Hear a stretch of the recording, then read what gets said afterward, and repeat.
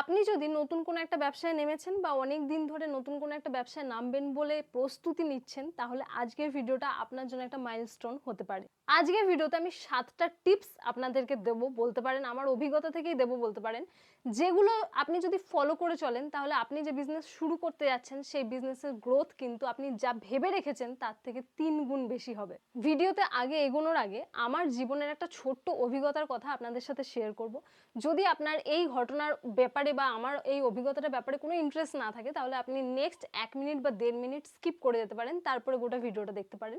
যদি আপনারা সত্যিকারে ব্যবসা করতে চান তাহলে এই অভিজ্ঞতাটা নিশ্চয়ই শুনুন। আমি যখন এমএ তে ভর্তি হয়েছিলাম এবং এমএ তে পড়াশোনা করছিলাম, তখন আমার মাথায় একটা ভূত ছিল যে আমি এরপরে প্রফেসর হব।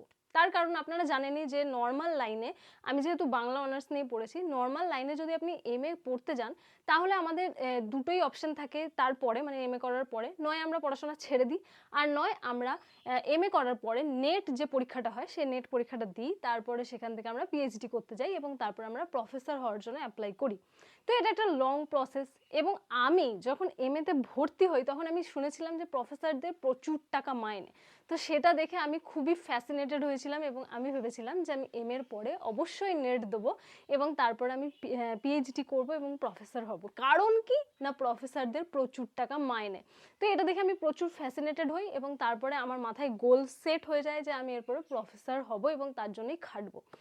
শুধুমাত্র একটা জিনিসের অভাব ছিল, সেটা হচ্ছে খাটেনি। আমি খাটিনি কোনোদিনও, কিন্তু মাথায় শুধু এটাই ভাবতাম যে প্রফেসর হব। তারপর কি হলো না, এম এর শেষ দিক করে একটা ক্লাস চলছিল এবং সেই ক্লাসেতে একজন স্যার এসেছিলেন। তো তিনি আমাদেরকে ভালোভাবে বোঝাচ্ছিলেন যে এর পরে আমরা কি কি করতে পারি এবং তারপরে তিনি আমাদেরকে খুব কঠোরভাবে কয়েকটা কথা শুনিয়েছিলেন। সেই ক্লাসে আমি উপস্থিত ছিলাম এবং সেই ক্লাসে তিনি বলছিলেন যে তোরা যে এরকমভাবে ঘুরে ঘুরে বেড়াচ্ছিস, তোরা কি এর পরে কি করতে চাস? তোরা যদি নেট পাস করতে চাস বা প্রফেসর হতে চাস, জানিস তোদেরকে কত খাটনি খাটতে হবে এবং কত পড়াশোনা করতে হবে? তোরা কি সপ্তাহে একবার বা সপ্তাহে দুবার করে কলেজ স্ট্রিটে যাস? নতুন কি বই বেরোলো, নতুন কি লেখা বেরোলো, কোন ম্যাগাজিনে কি বেরোচ্ছে তোরা কি ফলো করিস? বা তোরা কি খবরের পেপার রোজ পড়িস? বা তোরা নতুন কোনো বই মেলায় গিয়ে কি কি বই কিনিস? কতটা বই মেলায় ঘুরিস? কোন কোন বই পড়িস? এবং তোরা যে বাংলা নিয়ে পড়ছিস, তোরা সুকুমার সেনের যে সাহিত্য ইতিহাসের খণ্ডগুলো আছে সেগুলো পড়েছিস এবং তার ভেতর থেকে কিছু জানিস? তো সেই সমস্ত আলোচনার সময় আমি সেই ক্লাসেতে বসেই ঠিক করেছিলাম যে স্যার যা যা বলছেন তার কোনোটাই আমি করি না। নতুন কি লেখকের কি লেখা বেরোলো সেটা আমি ফলো করি না, আমি কলেজ স্ট্রিটে যাই না, আমি বই মেলাতে বই কিনি। মানে সত্যি কথা বলতে প্রফেসর হওয়ার জন্য আমি ফ্যাসিনেটেড শুধুমাত্র টাকার জন্য ছিলাম। সত্যি কথা বলতে সেই প্রফেসর হওয়ার জন্য কতটা পড়াশোনা করতে হয় বা কী কী রিসার্চ করতে হয় সেসব বিষয়ে আমার কোনো ইন্টারেস্টই ছিল না। তো সেই দিনই আমি ঠিক করে নিই যে এম এর পর আমি আর এই পথে যাব না। ও হ্যাঁ, আবার এটাও ব্যাপার যে যখন এম এর পড়াটা ছেড়ে দিলাম তখন কিন্তু আমার কাছে কোনো স্কোপ ছিল না যে আমি কি হব, কিন্তু হঠাৎ করে আমি ইউটিউবার হয়ে গেলাম এবং বিজনেস ওম্যান হয়ে গেলাম। তো তারপরে একটা নতুন জার্নি স্টার্ট হয়ে গেল। তো সেই জার্নিটা খুবই উপভোগ করছি এবং সেই জার্নিতে কিন্তু আমি যথেষ্ট খুশি রয়েছি। তো সত্যি কথা বলতে এই ঘটনাটা আপনাদেরকে কেন শোনালাম তার কারণ রয়েছে। আপনারা যদি নতুন একটা বিজনেস স্টার্ট করতে চাইছেন তাহলে সবার আগে দরকার হচ্ছে সেই বিজনেসের জন্য ভালোবাসা। তো আপনি যদি ব্যবসা করার সময় আপনার ব্যবসা নিয়ে মাথাটা খাটাতে খাটাতে যদি মাথা বলে যে না, অনেক ক্লান্ত, আমি আর পারছি না, আজকে যথেষ্ট হয়েছে, তাহলে কিন্তু আপনি সেই বিজনেসটাকে ভালোবাসেন না। যদি আপনি একটা বিজনেস করতে যাচ্ছেন তাহলে আপনার সেই বিজনেস নিয়ে প্রচণ্ড ইন্টারেস্ট থাকা দরকার এবং প্রচণ্ড ভালোবাসা থাকা দরকার। কর্পোরেট অফিস থেকে সারাদিন কাজের পরে এসে যেমন মানুষ হাঁপিয়ে ওঠে যে না, উফ, আজকের জন্য যথেষ্ট, আমি আর পারছি না, সেরকম বিজনেস করতে গিয়ে যেন না মনে হয়। বিজনেস করতে গিয়ে প্রতিটা জিনিস যেন আপনি উপভোগ করেন, ভালোবাসেন এবং ভালোবেসে কাজ করেন। জানেন তো এই ভালোবাসাটা আবার একদিনে তৈরি হয় না। আপনি যদি ভাবেন যে না আমার খুব ইন্টারেস্ট তারপরে আপনি বিজনেস করতে নামছেন, এরকম নয়। এমন হতে পারে যে আপনি কাজ করতে করতে সেই বিষয়ের উপরে আপনার ইন্টারেস্ট জন্মাচ্ছে এবং ভালো লাগছে। তো যে কোনো ব্যবসা আপনি স্টার্ট করতে যাচ্ছেন, ফার্স্ট যে জিনিসটা মাথায় রাখবেন সেটা হচ্ছে সেই বিজনেস সম্পর্কে আপনার ইন্টারেস্ট থাকা দরকার এবং প্রতিদিন সেই ইন্টারেস্ট কিন্তু একটু একটু করে বাড়া দরকার।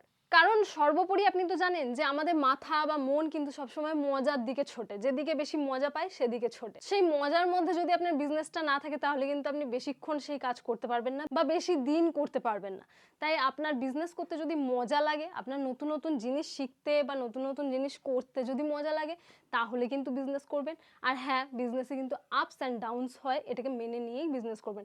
আপনার হতে পারে একদিন 10,000 টাকা সেল হলো এবং পরের দিন 10 টাকা সেল হলো, তাহলেও কিন্তু আপনাকে হাসি মুখে সেটা মেনে নিতে হবে এবং পরের দিন নেক্সট যে দিন আপনি কাজ করতে যাচ্ছেন সেদিন কিন্তু সমান এনার্জি নিয়ে আপনাকে কাজে ফিরতে হবে। সেকেন্ড যে টিপসটা দেবো সেটা হচ্ছে যে কোনো বিজনেস শুরু করছেন সেই বিজনেসের সানরাইজ এবং সানসেটটা কিন্তু ভালোভাবে দেখে নেবেন। এই শব্দগুলো আপনি শুনে থাকবেন অনেক জায়গায়। তো সানরাইজ কাকে বলে?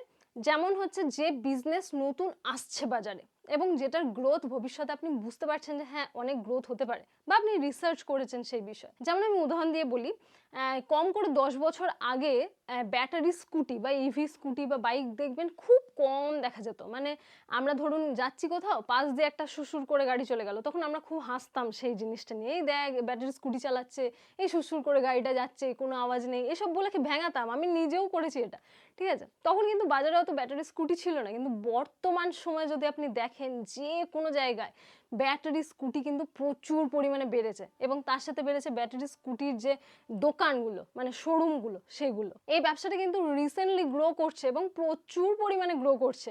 এখন শুধু ব্যাটারি স্কুটি, ব্যাটারি 4 চাকা, ব্যাটারির বাইক সমস্ত কিছু চলে এসছে। এখন তো সাইকেলের মধ্যেও ব্যাটারি লাগিয়ে ব্যাটারি সাইকেল তৈরি করা হচ্ছে। বুঝতেই পারছেন যে এই ইন্ডাস্ট্রিটা কিন্তু কয়েক বছর আগে এত উন্নত ছিল না যতটা বর্তমানে রয়েছে এবং প্রচুর মানুষ কিন্তু এগুলো কিনছে। এখন রাস্তায় বেরোলে দেখি যে যদি 10টা গাড়ি পেরোচ্ছে তার মধ্যে 4-5টা বিশেষ করে কিন্তু ব্যাটারি স্কুটিই হয়। আমার নিজেরও একটা রয়েছে, তার জন্য আমি বলতে পারছি। আর সানসেট কাকে বলে? ধরুন যে বিজনেস একদম গ্রোথ শেষ হয়ে গেছে, ভবিষ্যতে সেই বিজনেস আর এগোবে না, আপনি যদি সেই রকম বিজনেস করতে চান, যেমন হচ্ছে টোটোর জামানায় যদি আপনি রিক্সা কেনেন তাহলে কি বিজনেস করতে পারবেন? টোটো হচ্ছে ব্যাটারির গাড়ি, ব্যাটারির গাড়ি আসার পরে কি একটা রেভলিউশন ঘটেছে ভাবুন। রিক্সা আমরা প্রচুর দেখতে পেতাম আগে, আমরা বাড়ি থেকে যেখানেই যেতাম সেখানে রিক্সায় চেপে যেতাম, কিন্তু বর্তমানে টোটো ছাড়া বাজারে আর কোনো কথাই নেই, রাস্তায় বেরোলে শুধু টোটো আর টোটো। তাহলে এরকম বিজনেস যেটা গ্রোথ কমে যাচ্ছে বা শেষ হয়ে যাচ্ছে বা শেষ হয়ে আসছে, সেরকম বিজনেস নতুন করে আর স্টার্ট করবেন না। তার জন্য কি করতে হবে? রিসার্চ করতে হবে, অনলাইনে রিসার্চ করতে পারেন বা অফলাইনে রিসার্চ করতে পারেন, যত রকম সোর্স আছে সেগুলোকে কাজে লাগাতে পারেন। যে বিজনেস বর্তমানে গ্রো করছে বা গ্রো করবে আগামী দিনে সেরকম কোনো বিজনেস চুজ করবেন। 3 নম্বর যে টিপসটা দেবো সেটা হচ্ছে যে একটা ব্যবসা নিয়েই হাঁ করে বসে থাকবেন না, সেই ব্যবসাটা থেকে কত রকম সোর্স অফ ইনকাম জেনারেট করা যায় সেটাকে চিন্তা করবেন। আগের দিন আমি একটা ভিডিও বানিয়েছিলাম, সেই ভিডিওটার উদাহরণ দিয়েই আমি বলতে চাই। মশলার ধরুন আপনি বিজনেস করবেন, মশলার একটা আপনি মশলা গুঁড়ো করার একটা মেশিন কিনলেন এবং মশলা প্যাকেজিংয়ের একটা মেশিন কিনলেন এবং সেই মেশিনটা কিনে আপনি একটা বিজনেস শুরু করে দিলেন এবং সেটা নিয়েই ঘষে যাচ্ছেন, দেখছেন যে বেশি লাভ হচ্ছে না, তবু আপনি সেটা নিয়েই ঘষে যাচ্ছেন। এরকম করবেন না, আপনি 2-3 রকমের সোর্স অফ ইনকাম রাখবেন। যেমন হচ্ছে আপনি যদি মশলার একটা মেশিন কিনলেন, সেই মশলার মেশিন দিয়ে আপনি লোকের আনা জিনিস গুঁড়ো করে দেবেন, এটা একটা বিজনেস। আর একটা হচ্ছে নিজে কাঁচামাল তুললেন, নিজে মশলা গুঁড়ো করলেন, নিজে তারপর মুদির দোকানে বা হোলসেল দোকানগুলোতে দিলেন, এটা আর এক রকম বিজনেস। বা আপনি প্যাকেজিং করে অনলাইনে সেল করছেন, এটা আর এক রকম বিজনেস। তো এরকম সোর্স অফ ইনকাম কিন্তু জেনারেট করবেন, আপনি একটা ব্যবসা থেকেও করতে পারেন বা মাল্টিপল বিজনেস করতে পারেন বা পার্টনারশিপে বিজনেস করতে পারেন, যাই করুন আপনি মাল্টিপল ইনকাম জেনারেট করবেন। কিন্তু বর্তমান সময়ে তো জানেন যে একটা ইনকামের উপরে যদি আপনি হাঁ করে বসে থাকেন তাহলে কিন্তু সার্ভাইভ করা খুবই মুশকিল। তাই চেষ্টা করবেন যে multiple source of income generate করতে। আর একটা যদি উদাহরণ দিই সেটা হচ্ছে ধরুন আপনি জুয়েলারির একটা ব্যবসা করছেন, অনেক দিন ধরে করছেন বা নতুন করছেন। জুয়েলারির বিজনেসে আপনি চিন্তা করবেন যে আর কি কি আপনি করতে পারেন ওই জুয়েলারিগুলো দিয়ে। যেমন আমি আগেও একটা ভিডিওতে বলেছিলাম যে জুয়েলারি আপনি ভাড়া দিতে পারেন, মানে আপনার কাছে অলরেডি জুয়েলারি স্টক আছে, সেগুলো আপনি ভাড়া দিয়ে ইনকাম করতে পারেন, বা আপনি জুয়েলারিগুলোকে অনলাইনে সেল করতে পারেন, বা আপনি জুয়েলারিগুলোকে কোনো মেলায় কোনো ইভেন্টে আপনি গিয়ে সেখানে সেল করতে পারেন। তো এইভাবে চেষ্টা করবেন আপনার বিজনেসের মধ্যে যা প্রোডাক্ট রয়েছে, যা জিনিস রয়েছে, যা প্রসেস রয়েছে, সেগুলোকে কাজে লাগিয়ে আর কিভাবে আপনি ইনকাম করতে পারেন সেটা নিয়ে একটু রিসার্চ করবেন এবং সেটা করার চেষ্টা করবেন। 4 নম্বরে যেটা বলবো সেটা হচ্ছে যে আপনার ইনভেস্টমেন্ট এবং রিটার্ন নিয়ে ভালোভাবে চিন্তা করবেন এবং ক্যালকুলেশন করবেন। খাতা পেন নিয়ে বসবেন, আপনি কত টাকা ইনভেস্ট করবেন, কোথায় ইনভেস্ট করবেন, কত টাকা রিটার্ন পাবেন, এটাকে আসলে আরওআই বলে, অর্থাৎ রিটার্ন অফ ইনভেস্টমেন্ট। আপনি যা ঢোকাচ্ছেন ব্যবসাতে সেটার কতটা আপনি তুলতে পারবেন, কবে তুলতে পারবেন, এই সমস্ত কিছু নিয়ে কিন্তু ক্যালকুলেশন করবেন। মনে রাখবেন যে সেল এবং প্রফিট কিন্তু একই জিনিস নয়, মানে আপনার যদি যদি মাসে 30,000 টাকা সেল হয়, আপনি ভেবে বসবেন না যে 30,000 টাকা আমি কামিয়েছি। আপনার কিন্তু সেটা সেল, এবং সেখান থেকে হতে পারে 10,000 বা 8,000 টাকা আপনি প্রফিট করেছেন, অর্থাৎ যেটা প্রফিট মার্জিন বলা হয়। তো এটা কিন্তু একই জিনিস নয়। এই জিনিসগুলো নিয়ে কিন্তু ক্যালকুলেশন করবেন, আগে রিসার্চ করবেন। আপনি যদি জামা কাপড়ের বিজনেস করছেন, মানে করবেন বলে ভাবছেন, বা আপনি জুয়েলারির বিজনেস করবেন, যাই করবেন, আপনি একটা বিউটি পার্লার খুলবেন, যাই বিজনেস করুন না কেন, আপনাকে কত টাকা ঢোকাতে হবে, কত টাকা মাসে আসতে পারে, বা অন্যের আসছে আপনার মতো যারা রয়েছে তারা কত টাকা প্রফিট কামাচ্ছে, এই সমস্ত নিয়ে কিন্তু আগে রিসার্চ করবেন, তারপরে কিন্তু সেই বিজনেসে নামবেন। এমন না হয় যে যা আপনার কাছে রয়েছে সব আপনি ইনভেস্টমেন্ট করে দিয়েছেন এবং তারপরে সেখান থেকে রিটার্নও কিছু এলো না, এবং আপনি যা ঢুকিয়েছেন সেটাও আপনি তুলতে পারলেন না। তো রিটার্ন এবং ইনভেস্টমেন্ট এই দুটো নিয়ে কিন্তু ভালোভাবে ক্যালকুলেট করে নেবেন। এবারে 5 নম্বরে যেটা বলবো সেটা খুবই ইম্পর্ট্যান্ট, সেটা হচ্ছে মানি ম্যানেজমেন্ট করা বা ফান্ড ম্যানেজমেন্ট করা। আমরা অনেকেই জানি যে আমাদের কাছে যদি 50,000 টাকা থাকে, আমরা একটা ব্যবসা করব ভাবি, এবং 50,000 টাকাই আমরা ইনভেস্ট করে দিই। কি করে করি? নয় স্টক তুলে নিই, নয় আমরা ডেকোরেশনের উপর খরচা করে দিই, নয় আমরা এমপ্লয়ি রেখে দিই, দিয়ে আমাদের কাছে যা ছিল টাকা সব ইনভেস্ট করে দিলাম। তারপরে যে আমি কিভাবে সার্ভাইভ করব সেটা নিয়ে চিন্তাই করলাম না। তো সবার আগে বলবো, যখন একটা নতুন বিজনেস করতে যাবেন তখন কত টাকার আপনি অ্যাডভার্টাইজমেন্ট করবেন, কত টাকার আপনি দোকানের ডেকোরেশন করবেন, যদি অনলাইন ব্যবসা করতে হয় তাহলে কত টাকা দিয়ে আপনি একটা ওয়েবসাইট বানাবেন, কত টাকা দিয়ে আপনি স্টক তুলবেন, কত টাকা খরচা করে আপনি সেটআপটা বানাবেন, সে সমস্ত কিছু হিসাব করবেন। যদি অফলাইন স্টোর হয় তাহলে আপনি যদি এমপ্লয়ি রাখেন তাহলে তাদের কতটা মাইনে, যদি আপনি রেন্টের দোকান নিচ্ছেন তাহলে কতটা রেন্ট, এই সমস্ত কিছু হিসাব করবেন। তারপরে 3 থেকে 4 মাসের ক্যাপিটাল আপনার হাতে রেখে তারপরে কিন্তু বিজনেস করবেন। এটাকে আসলে ওয়ার্কিং ক্যাপিটাল বলে, জানেন তো? মানে কোনো বিজনেস করতে নামলেন, সেই বিজনেসে আপনি কিছু ইনভেস্ট করলেন এবং কিছু টাকা আপনি রেখে দিলেন যে আগামী 3-4 মাস বা 6 মাস যদি বিজনেস না চলে, যেহেতু আমরা নতুন করছি, নতুন বিজনেস নেমেই হুড়হুড় করে চলবে এটা তো আশা করা যায় না। যেহেতু বিজনেস চলবে কিনা আমরা জানি না, তাই ওয়ার্কিং ক্যাপিটাল হিসেবে 5-6 মাসের টাকা রেখে তারপর আপনি নামবেন। যদি আপনি রেন্টে কোনো দোকান নিয়েছেন তাহলে আপনার মাথায় আগেই ক্লিয়ার হওয়া দরকার যে আমি 3-4 মাস রেন্ট কিন্তু আমার এই যে ইনভেস্টমেন্টের টাকা সেখান থেকেই রাখবো, তারপরে আমি বিজনেস শুরু করব। এমন নয় যে সব ঢুকিয়ে দিলাম, তারপরে প্রথম মাসে যা ইনকাম হবে সেখান থেকেই আমি খাবো, সেখান থেকেই সংসার চালাবো, সেখান থেকেই রেন্ট দেবো, এরকম যেন কখনোই না হয়। তো এটা ভালো করে মাথায় রাখবেন, ক্যালকুলেট করবেন, তারপরেই কিন্তু বিজনেস করবেন। 6 নম্বরে যেটা বলবো সেটা হচ্ছে প্যাসিভ ইনকামের কথা। এটা আপনারা বর্তমান সময়ে খুব শুনে থাকবেন, প্যাসিভ ইনকাম, প্যাসিভ ইনকাম। হয়তো জানেন না এটা কি। প্যাসিভ ইনকাম মানে হচ্ছে যে ধরুন আপনি কোথাও ঘুরতে গেছেন, কিন্তু আপনি কোনো কাজ করছেন না, আপনি কোথাও একটা ঘুরতে গেছেন, বা আপনি কোনো ফ্যামিলি ফাংশন অ্যাটেন্ড করছেন, বা আপনার কোনো গুরুত্বপূর্ণ কাজে আপনি আটকে পড়েছেন, আপনি কোনো ইনকাম করতে পারছেন না বা বিজনেস রান করতে পারছেন না, তখনও কিন্তু আপনার কোথাও না কোথাও থেকে টাকা আসছে।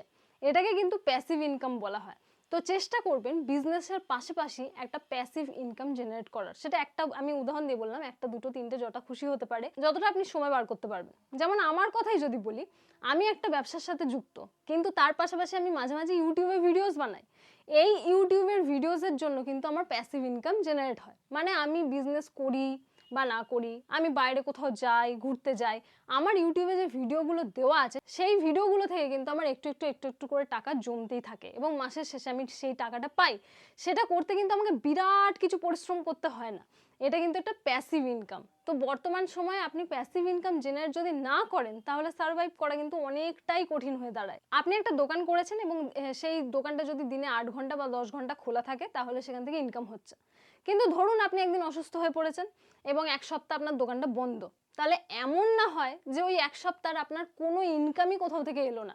ঠিক আছে, আপনার দোকান বন্ধ, আপনার কোনো ইনকামই এলো না, বা আপনি কোথাও বাইরে গেছেন ঘুরতে, আপনার মাথায় খালি টেনশন হচ্ছে আমার দোকান বন্ধ, আমার দোকান বন্ধ, আমার কোনো ইনকাম হচ্ছে না।